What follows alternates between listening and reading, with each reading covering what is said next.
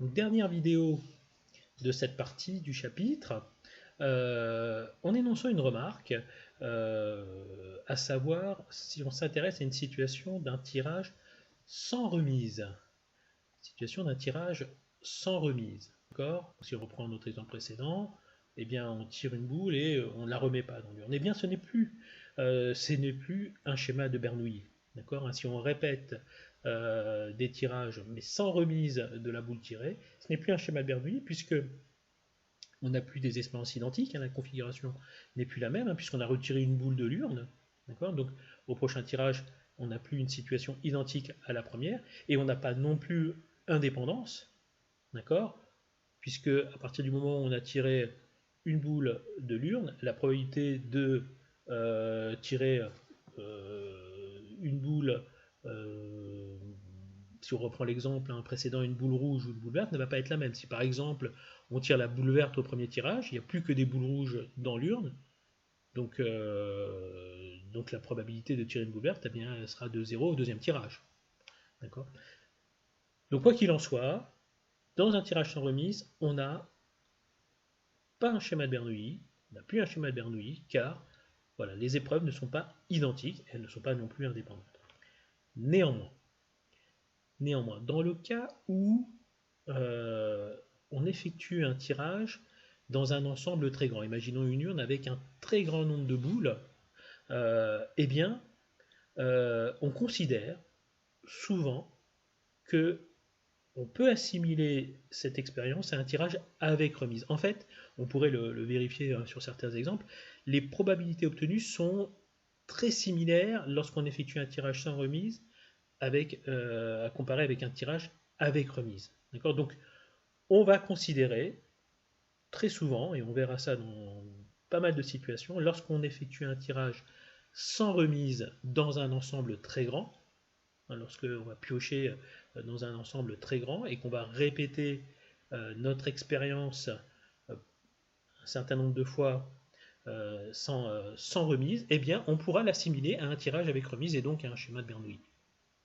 On le verra dans certaines situations et on pourra vérifier sur un exemple que les probabilités obtenues, il suffit de faire un arbre, on peut faire un arbre et très rapidement s'apercevoir que des probabilités sont similaires avec un tirage sans remise qu'avec un tirage comparé avec un tirage avec remise.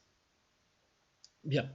On termine ici par une propriété, un calcul en fait, un calcul qui va nous donner, une formule qui va nous donner le nombre de chemins qui réalisent qu'à succès dans un schéma de Bernoulli. Donc un schéma de Bernoulli, on rappelle, c'est une succession d'épreuves de Bernoulli identiques et indépendantes. On peut le matérialiser, l'illustrer par un arbre.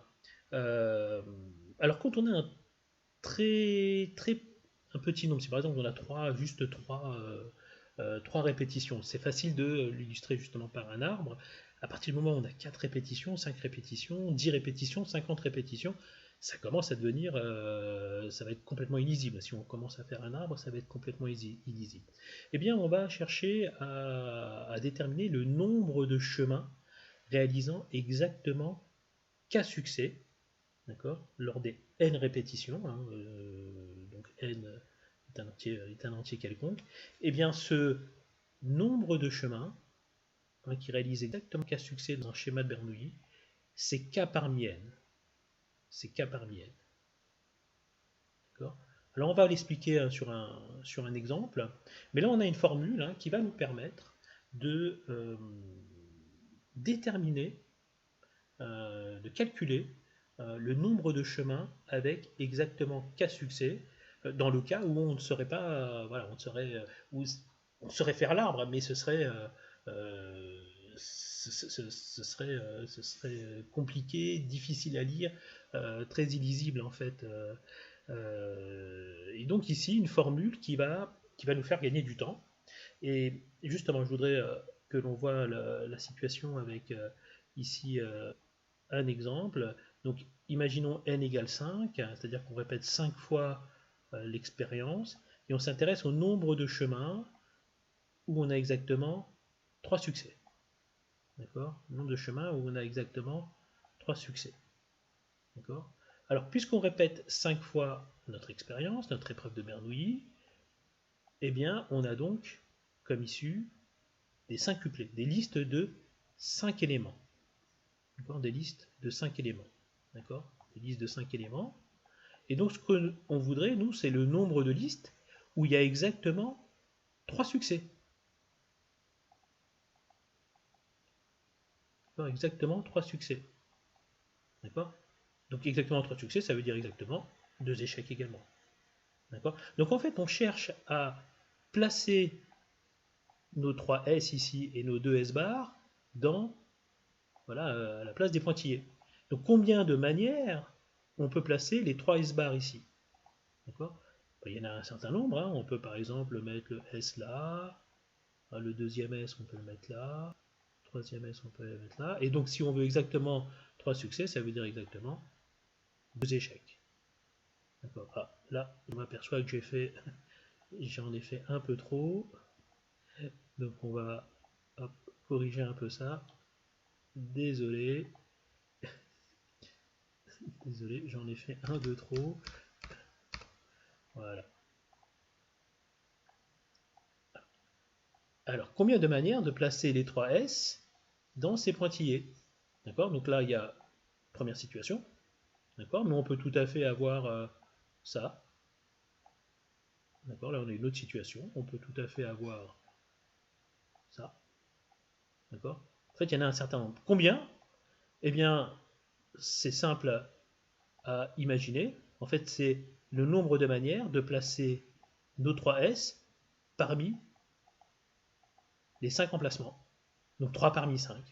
Il y a exactement 3 parmi 5 chemins réalisant 3 succès lorsqu'on répète 5 fois l'expérience. Et donc voilà notre formule. Cette formule va nous servir dans la prochaine partie, hein, la loi binomiale, hein, puisqu'on va énoncer justement une formule qui permet de calculer la probabilité qu'il y ait exactement 4 succès dans un schéma de Bernoulli avec n répétitions. Voilà, ceci termine cette seconde partie et on se retrouve bientôt pour la troisième partie et on va parler justement de la loi binomiale.